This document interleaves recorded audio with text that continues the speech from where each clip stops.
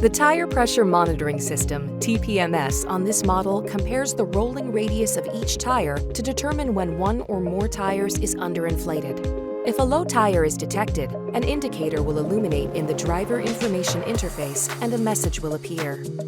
After the tire pressure is corrected in each tire, the tires are rotated or a tire is replaced, the TPMS must be recalibrated to make the indicator light go out. To begin the process, the vehicle must be parked with the power on.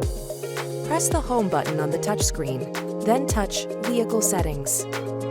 Touch TPMS Calibration, then select Calibrate.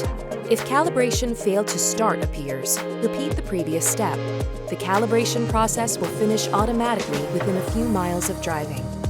See your vehicle's owner's manual for more details or go to owners.honda.com for a downloadable version.